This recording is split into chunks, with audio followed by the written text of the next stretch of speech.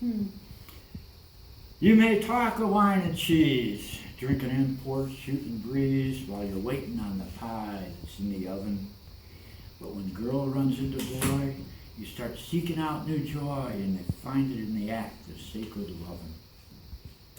In New Orleans' steamy clime, where I used to spend my time, sitting in the market every day of all them lovely girls, the finest in the world was green-eyed and red-headed Annie Mae. It was May, May, May, you wondrous piece of beauty, Annie Mae. You would take me any hour, giving up the soft pink flower for a scepter filled with power, Annie Mae. We're there sitting on the bar stools, acting like we were in high school, drinking cognac, playing footsie with our toes. When up to exoticus nerd, which a little bit absurd with a bottle of Coke bottles on his nose. So he asks about our shoes, acts as if it is some news that those sandals are a fashion on the street. Annie giggles through her nose, his hand reaching for her toes, and she pulls her little foot away, discreet. It was May, May, May, you gorgeous in your knowledge, Annie Mae. You can twinkle all their eyes as you're sitting on a prize. There's no luckier than prize, Miss Annie Mae. Holding hands on down the street, rolling underneath the sheets, we could find eternity in half an hour.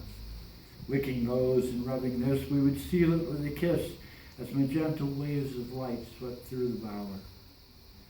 Then in gentle aftertime, laying cuddled and sublime, having heated up the house from under covers, playing footsie in the warm, finding shelter in the storm, as you spoke to me of varied other lovers. It was May, May, May, insatiable and willing, Annie Mae. You could love all of God's creatures, and regardless of their features, you would be the sexy teacher, Annie Mae.